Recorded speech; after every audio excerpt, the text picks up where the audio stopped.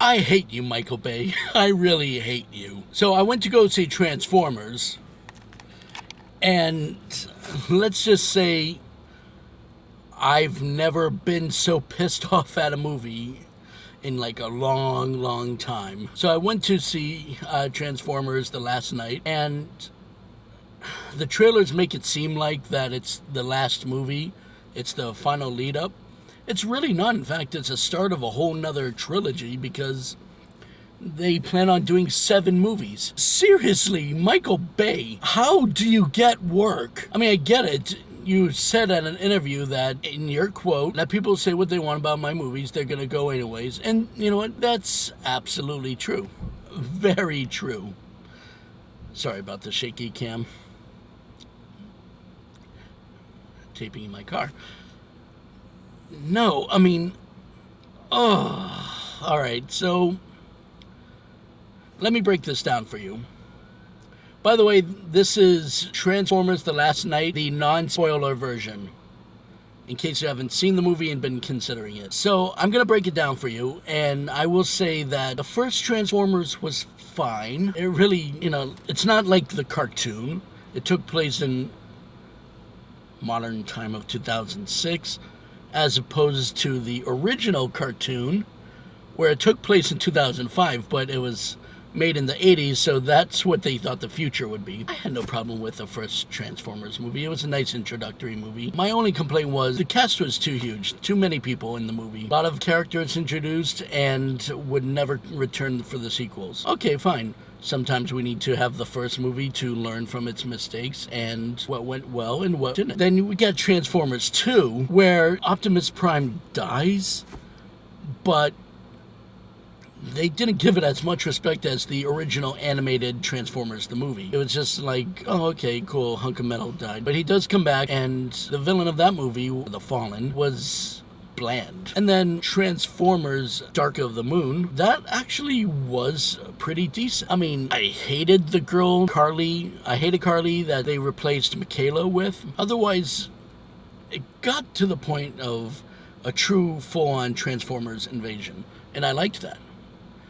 Transformers 4 pissed me off because it's just mostly they didn't know what to do with themselves, and I couldn't stand some of the actors except for Mark Wahlberg. Now we have Transformers 5, no Shia LaBeouf, but we do get Mark Wahlberg. He comes back, and again, he's there. In fact, I picture Mark Wahlberg being the type of guy that is aware of the movie he's in, but hey, a paycheck is a paycheck, right? And it had Sir Anthony Hopkins in it because these movies feel the need to have these graceful actors do stupid routines throughout the film. So basically the idea is Optimus Prime in a 4th movie has left the planet in search of a new home, and this movie starts off with him being captured and brainwashed by a female robot villain, and they're trying to rebuild Cybertron and destroy Earth in the process. It sounds cool, right? But it was filled with bad Michael Bay writing. Like, it had annoying kids in it, and it has that one girl that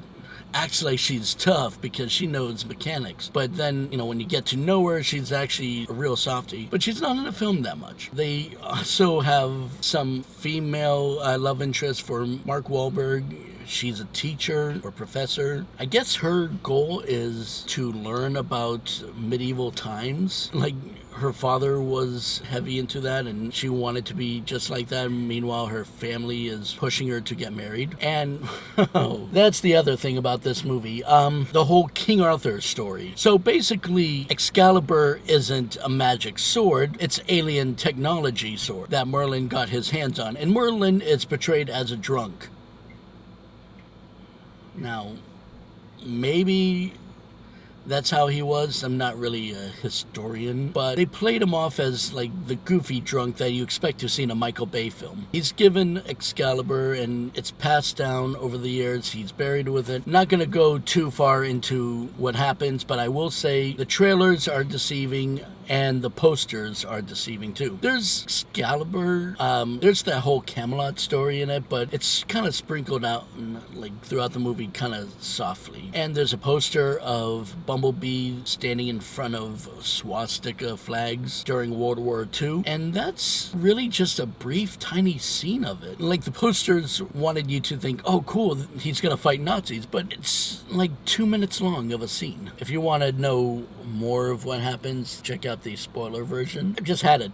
I've had it with Michael Bay. He's such a dumbass. Like, Michael Bay is the jock in college that never really quite grew up. And what breaks my heart is he does have an audience, because I'm sitting in a theater. Now, this might be saying a lot because it is New York and people don't know how to behave in a movie theater, but I was pretty much sitting in a theater with a bunch of brotastic douchebags that would masturbate to the Fast and Furious films. So Michael Bay does have his audience, and they do give money. That's pretty much how Michael Bay keeps getting work. Unfortunately, Hollywood plays to the lowest common denominator. I will say there are some good parts of this movie, but it's very few and far between. You could tell the original voice actor of Optimus Prime, who's reprised his role in all these movies, he's getting really old now, and it doesn't even really sound like him anymore. They did bring back characters from the fourth movie. For example, it did bring back the John Goodman robot, and John Goodman's a great actor, and I'm a fan of his. So, alright, cool. And the movie does mention a huge character that is big in the Transformers universe. It alludes to it. That's all I'm gonna say. I liked that. Didn't like the direction they're going with this, where Earth is in the middle. I can't go into detail of this movie because it's spoiler free, and it just makes me want to complain about Michael Bay. He is such a freaking douchebag. I'm getting really sick of the fact that there are people out there that are they are good writers, they are good directors, but then jobs go right off to this douchebag. Now, if what he says is true, and this is the last Transformers movie, I can only hope. But then again, he also did not direct the Ninja Turtle movies, but he was a producer, and you can still taste Michael Bay all over it. So I'm hoping they don't even let him be a producer